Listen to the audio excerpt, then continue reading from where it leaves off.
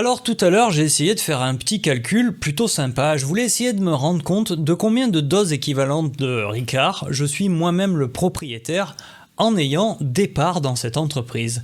Et figurez-vous qu'à l'issue du calcul, que j'ai quand même dû refaire une ou deux fois pour être sûr, mais non, apparemment, je suis bien propriétaire chez Ricard de l'équivalent de 250 000 doses de Ricard vendues par an. Alors puisqu'on a la chance d'avoir un partage de thèse complet de la part de Nicolas, grand merci à toi Nico, avec en plus une estimation de prix à 135 €, ce qui voudrait dire que potentiellement Ricard serait une excellente affaire en ce moment. On va essayer de comprendre ce qu'il en est et pour ça en fait on fait la méthode habituelle, le due diligence plus ou moins recommandé par à peu près tous les plus grands investisseurs de cette planète. Dans leurs bouquins, dans leurs interviews, dans leurs lettres aux actionnaires, ils vont systématiquement revenir sur ce genre d'approche, ce genre de méthode qui combine une vérification de la qualité de l'entreprise, une vérification de ce que vous en comprenez personnellement et à la fin, une valorisation pour déterminer le prix auquel il serait intéressant de l'acheter. Allez, on revoit tout ça en quelques minutes. Alors, comme d'habitude, la première chose qu'on peut essayer de voir sur cette entreprise, c'est sur les ratios financiers les plus importants, rentabilité, croissance, retour sur capitaux investis, solidité du bilan pour éviter la faillite. Eh bien, le plus important, qui est définissable sur Ricard, c'est que son plus gros point fort, c'est qu'a priori, elle n'a pas de point faible. Et ça, c'est déjà la base parce que avant d'essayer de gagner de l'argent en bourse, en général, ce qu'on veut, c'est commencer par éviter d'en perdre. Alors là, il n'y a absolument aucune surprise. Absolument personne autour de la planète ne s'attend à ce qu'une entreprise comme Ricard double son chiffre d'affaires dans les 2 ans qui viennent. Mais c'est pas ça qui attire les gens vers Ricard. En tout cas, c'est pas ça ce qui m'a attiré moi. Moi, ce que je remarque avec une action comme ça, c'est 2 choses. Comme je le disais, sur les ratios financiers principaux, elle fait partie des entreprises qui n'ont pas de défaut particulier. Et surtout, c'est sur l'ensemble des critères de la checklist qui correspond à tous les points qu'il faut surveiller, tels que recommandés par les meilleurs investisseurs. Moi, j'arrive à répondre à 100%. Et c'est pas évident quand on fait le travail d'avoir un niveau de certitude de 100%. Ça ne veut pas du tout dire que je trouve qu'elle a une qualité de 100%. Ça veut dire que je n'ai aucune incertitude sur ses points forts et ses points faibles. Et ça, c'est déjà énorme, puisque à la sortie, j'ai beaucoup plus confiance dans mon calcul de valeur qu'on va faire juste après. Alors sur une thèse, comme vous allez la découvrir concernant Ricard, je vous laisse la lire en détail si vous allez sur le site. L'idée, c'est que principalement, Ricard est un des 2 leaders mondiaux avec Diageo sur la vente d'alcool. Et évidemment, c'est un marché mature, stable, où on s'attend à ce qu'il se passe absolument rien. Voilà, donc c'est à nouveau le point commun qui se détache depuis le départ. Un bilan, il est ce qu'il est, mais il n'y a pas de surprise négative. Et le principal point fort de ce marché, c'est qu'à nouveau, il n'y aura pas de surprise négative. Voilà, vous avez des acteurs, ils ont leur part de marché, ils ne se battent pas trop, de toute façon ils ne peuvent pas parce que la pub est interdite. Donc les gens, ils aiment l'alcool auquel ils sont habitués, ils l'achètent, ces marques-là sont extrêmement locales, chacun a ses avantages de marque, personne ne s'attend à ce que ça change dans les 10 ans qui viennent. Quand bien même des signes montreraient que ça change, en fait vous allez avoir le temps de le voir venir. Si un des 2 concurrents se met à plus déconner que l'autre, et que les parts de marché évoluent, vous allez avoir le temps de le voir venir. Si finalement la Chine, en plus de pouvoir exporter des voitures, se met à pouvoir exporter de l'alcool, mais on va en reparler parce que c'est un point très important, vous avez le temps de le voir venir. Voilà, donc ensuite évidemment, après cette histoire de marché mature où il va à peu près rien se passer, il est pointé cette histoire de marque, et moi j'ai quand même un avis très particulier là-dessus qui vient du fait que mon frère a une épicerie fine où il vend toutes sortes de produits d'artisanat un petit peu haut de gamme. Donc ce qu'il faut savoir, c'est que sur la bouffe, il y a une notion de marque, mais c'est pas suffisant. Il y a des marques qui voyagent très très mal dans la bouffe. Voilà, en fait, tout le monde connaît ça. Une fois que je vais vous l'avoir dit, vous allez de suite comprendre le truc. La bouffe et l'alcool, c'est régional. Voilà, il y a très peu de choses qui voyagent. Et le Ricard, ça marche énormément en France et vous n'en vendrez pas une seule bouteille en dehors de France. Pourtant, chez nous, c'est la première vente dans les grandes surfaces. Alors croyez-le ou non, mais apparemment c'est vendu en numéro 1 à côté de la cristalline qui est vendue juste au-dessus ou juste en dessous, peu importe. Et on vend 6 bouteilles de cristalline pour une bouteille de Ricard en France, ce qui fait le dosage parfait. Mais vous avez compris le délire. Vous n'arriverez jamais à avoir la bouteille de Ricard qui est numéro 1 en Espagne. En Espagne, ça va être le gin. En Angleterre, ça va être le whisky. Donc vous avez au-delà de ce principe de marque où les gens sont attachés à une marque, ils sont aussi attachés à un produit très spécifique de la région et ce produit ne voyage pas. Donc il est impossible pour Diageo de venir concurrencer le Ricard parce que si Diageo arrive avec une vodka, la vodka ne va pas devenir le rituel d'apéritif en France. Et si jamais c'est voué à le devenir sur un siècle, vous aurez largement le temps de le voir venir. D'autant plus que ça fait partie de l'histoire de l'entreprise, c'est que Ricard a choisi d'accepter ça comme un état de fait et de le transformer plutôt comme une force. Savoir que Ricard n'a jamais essayé d'imposer son pastis à toute la planète. Une fois qu'ils ont compris, plus vite que les autres, qu'il fallait à tout prix être sur ce leadership régional, eh bien ils ont développé et racheté des leaders géographiques qui correspondaient aux rituels et aux goûts régionaux en rachetant le clan Campbell, en rachetant le gin, en rachetant etc. jusqu'à faire la galaxie d'alcool qu'on connaît pour essayer d'avoir ce leadership régional en prenant le numéro 1 si possible ou le numéro 2 le plus connu dans chaque pays. Et c'est comme ça qu'on fait un groupe d'alcool leader mondial. Donc à nouveau, grand merci Nico, parce que je comprends que quand tu décris l'avantage compétitif de l'entreprise mondiale mais à fonctionnement local, pour moi ça correspond à ce que je viens de dire. Et on en arrive au risque, voilà, là c'est une partie sur laquelle je voulais revenir. Donc il y a un déclin et vieillissement démographique sur les marchés matures pouvant impacter la consommation d'alcool. Le changement des habitudes de consommation, ça c'est potentiellement beaucoup plus spécifique à Ricard, mais on voit ça avec la cigarette également. Et pourquoi ça pose un problème avec Ricard qui est du changement dans les habitudes de consommation? Parce que ça c'est un des points les plus forts d'une entreprise comme Ricard, qui n'a pas le droit de faire de publicité, contrairement à Coca-Cola, c'est que vous avez une sorte de transmission opérée par les clients eux-mêmes. C'est pas le marketing qui s'en occupe. Le marketing fait de la promotion de l'événementiel. Mais disons que la première fois que vous allez boire du Ricard, c'est parce que vous allez aller en boîte avec vos collègues et vous allez boire des marques Ricard. Sauf qu'aujourd'hui, des boîtes, il y en a moins et les gens sortent moins. Ou alors vous allez aller à tel ou tel événement.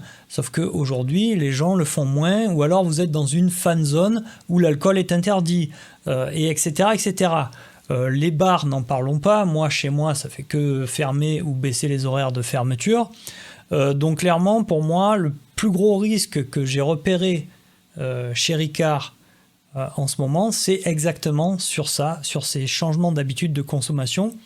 Et c'est pas tant que j'ai peur que les clients du moment soient eux-mêmes moins consommateurs, mais j'ai peur que ce qui soit touché, ça soit ces mécanismes de transmission où c'est la génération de maintenant qui transmettait un petit peu les rituels festifs. Je ne sais pas si c'est comme ça qu'il faut le formuler, mais vous comprenez ce que je veux dire. Et qui transmettait l'habitude de consommation des boissons Ricard dans certains cadres. Voilà, et ensuite la conclusion donc sur cette thèse pour la valeur, c'est une valeur intrinsèque de 135 avec un prix d'entrée à 110 qui offre une marge de sécurité de 20%. Je suis assez d'accord parce que c'est le résultat de mon calcul personnel. Donc voilà, à la sortie, évidemment, tout ce qui a été dit, en fait, c'est synthétisable en répondant à ces questions de checklist. Comme je vous le disais, le gros avantage avec tout ce qu'on a vu avec Ricard, c'est que normalement, il n'y a aucun souci pour répondre à tous les critères, pas forcément qu'ils soient positifs, mais il n'y a pas beaucoup d'ambiguïté dans les réponses. Donc vous passez cette checklist au crible. 31 critères, ce sont les critères qu'on peut retrouver dans la littérature sur l'investissement comme étant les critères hors financier. Le financier, tout le monde le connaît, ils sont un peu plus loin. Mais grosso modo, les critères financiers, quand vous lisez la littérature des meilleurs investisseurs qui ont partagé leur avis sur comment juger les entreprises, il y en a à peu près 6. Et là, on vient compléter avec 25 autres critères supplémentaires qui ne sont pas du financier pour évaluer les risques et les avantages de ces entreprises. Donc il y a évidemment passé au crible les questions qui viennent de Warren Buffett comme s'auto-évaluer sur le fait de savoir si oui ou non on comprend le cercle de compétences. Donc la position concurrentielle et les barrières à l'entrée de Ricard, voilà, vous passez en revue toutes les questions. Mais il n'y a pas trop de surprises, on peut répondre à tout. Voilà, on en arrive au management, pas de surprise, famille fondatrice, vous pouvez répondre a priori sans trop d'incertitude, c'est plutôt clair à chaque fois. Valeur et discipline, on va s'en occuper tout de suite, donc je passe. Et évidemment, on arrive à la dernière question qui est quand vendre si vous en êtes le propriétaire, à savoir est-ce qu'un événement nouveau et majeur concernant l'avantage compétitif, la dynamique de concurrence ou le besoin des produits au long terme remet en cause votre confiance dans la thèse d'investissement. Donc moi, j'ai aucun souci, sauf, voilà, ce que je vais vraiment surveiller sur 10 ans, mais aujourd'hui, j'ai pas d'incertitude sur les 5 ans qui viennent, c'est comment se comportent les gens sur les besoins du produit à long terme, et c'était le risque principal pointé également par l'auteur de la thèse. Alors on va faire une valorisation de Ricard très très rapide. Alors la dernière fois que je m'y étais attelé, j'étais parti sur du 7 euros de bénéfice. Désolé, très habitué aux cotations américaines. Donc 7 euros de bénéfice, c'était ma moyenne de base sur les 5 dernières années que j'avais arrondi. Et je pense que le plus important, alors moi, sur à peu près tout ce que je calcule en valorisation, je prends un taux d'escompte de 10%. Qu'est-ce que ça veut dire? C'est que je fais le calcul de manière à déterminer un prix qui me garantirait 10% de rendement. Donc comment avoir ces 10% de rendement? Très simple, il faut que je paye le prix que le résultat de calcul me dit de payer, et il faut que le futur se déroule comme je l'avais imaginé, à savoir que le bénéfice de 7 progresse dans les 10 ans qui viennent, la durée que j'ai fixée, pour atteindre le chiffre que j'ai déterminé, et qu'à ce moment-là, le marché soit prêt à m'acheter l'action à quoi que ce soit, entre 12 et 25 fois les bénéfices, 19. Donc dans le cas de Ricard, je vais un petit peu remonter, parce que Ricard, ça va quand même rarement en dessous de 15 fois les bénéfices. Et ça pourrait monter sur du 28-29 avec une moyenne à 22. Donc on va peut-être mettre du 16 minimum et du 27 maximum. Voilà. Donc la plus grosse question qui se pose pour Ricard, c'est plutôt sur la croissance des bénéfices, parce qu'on l'a vu, le plus gros avantage de Ricard, c'est qu'il n'y a pas de défaut, mais il n'y a rien qui est folichon. Donc il y a deux versions. Il y a une version où en fait Ricard n'a pas de croissance, parce que les bénéfices ne croient pas du tout. Donc là je les mets sur 3%, 3, 4, 5%. Pourquoi? Parce que même si les bénéfices ne croient pas, sur 10 ans, Ricard est quand même capable d'aller chercher l'inflation. Parce qu'ils vont augmenter leur prix. Donc, pour moi, quand on dit qu'il n'y a pas de croissance, on est en décroissance si on met 0, alors que Ricard sera capable d'aller faire ça. Donc ça, c'est la première version. Je regarde rapidement, donc là, vous voyez, on est très très bas. Mais, donc ça serait 0 croissance, mis à part l'inflation, sur 10 ans. Donc là, première estimation nous donnerait un résultat à 86. Donc ça, c'est le résultat brut. Et si on met 0 marge de sécurité, on a une estimation finale à 86. Donc on n'est pas loin du cours de maintenant. Et après, il y a la deuxième version qui est que Ricard est quand même une entreprise qui génère 10% de rendement sur ses capitaux. C'est-à-dire que son bénéfice ramené à ses capitaux mobilisés, le ROIC, Return on Invested Capital, elle dégage à peu près 9% de marge sur le ROIC. Et donc, elle va avoir la capacité quand même d'aller racheter des nouveaux concurrents pour conquérir des marchés locaux, de se développer. Elle va optimiser ses process, etc., etc. Donc, le scénario moyen que prennent les investisseurs de long terme, c'est de dire que au long terme, une entreprise peut croître de son retour sur capitaux investis. Alors c'est pas tout le temps le cas parce que Coca-Cola fait 40% de retour sur capitaux investis. Donc il dispose d'énormément de cash par rapport à ce qu'il mobilise comme moyen de production. C'est pas pour autant que Coca-Cola peut croître, vu qu'ils ont atteint leur marché total, ils peuvent pas croître de 40% par an. Donc la vérité pour moi sur Ricard, elle est un petit peu entre les deux. Donc à la fin, en fait, j'ai un scénario mini et j'ai un scénario maxi. Donc je place mon mini à ces 3-4%. On va mettre 3. Et je place mon maxi comme je l'avais mis. Donc là, il est sur du 11 avec du 7 en moyenne. Et à ce moment-là, je tombe sur du 114 de résultats sans marge de sécurité. Et par contre, voilà, moi, sur une entreprise comme Ricard, je n'ai pas besoin de prendre énormément de marge de sécurité parce que je n'ai pas énormément d'incertitudes. On a fait la checklist ensemble. Donc moi, là, voilà, je vais me limiter à 20%. D'habitude, je prends 25%. Et je me retrouve avec une estimation finale à 91 €. Donc c'est en dessous de Nico, qui avait écrit la thèse qu'on a lue ensemble tout à l'heure, qui était plutôt dans les 135 pour le résultat de base, mais dans son écrit, il nous indiquait qu'il tombait à 110 en incluant les 20% de marge de sécurité. Moi, je suis à 91. Je suis peut-être plus conservateur, peut-être il a été plus généreux sur les price to earning en disant que historiquement, ça c'est quelque chose que j'ai pas vérifié. Moi, je prends 22 parce que c'est une moyenne globale.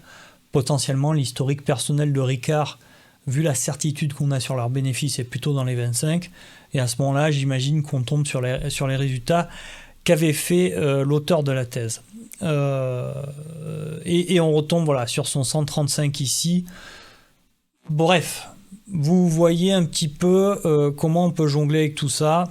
Et bien sûr, évidemment, à la fin, la plus-value finale du logiciel dans lequel je suis en train d'importer toutes mes thèses que j'avais en note sur Excel par ailleurs. La plus-value, c'est que là, une fois qu'on a fait le travail, il est sauvegardé. On peut revenir dessus plus tard pour se rappeler de ce qu'on avait fait. Et le logiciel va classer les idées en fonction de la qualité. Donc désormais, moi, je sais quelles sont mes meilleures idées classées par certitude et qualité, sachant que le logiciel va systématiquement venir regarder pour mes scénarios de valorisation si oui ou non le dernier prix clôture de la veille, règle de Guy Spier. On regarde jamais le prix live, on prend toujours sa décision par rapport au prix de clôture de la veille qui est le seul qu'on regarde pour la journée en cours. Voilà la plus-value que vous apporte le logiciel. Et en ayant ce prix, voilà, j'ai le classement qualité, certitude. Et quelle est la première action accessible pour moi ? Eh bien, pour moi, c'est Alibaba. Quelques années que c'est le cas. Et ainsi de suite. On retrouve Pernod Ricard en milieu de tableau. Moi, je n'y retournerai pas pour la simple et bonne raison que j'ai déjà assez mis dedans. Mais elle est toujours à un prix attractif, ça fait 2 mois que ça dure. Elle est à un prix attractif pour moi, 100% de la démarche que vous venez de m'observer faire est une démarche personnelle. Faites-le de votre côté, ayez vos propres conclusions. C'est pas à moi de les avoir à votre place, et ceci n'est pas un conseil en investissement. Voilà, un grand merci à tous et je vous souhaite une excellente fin de journée.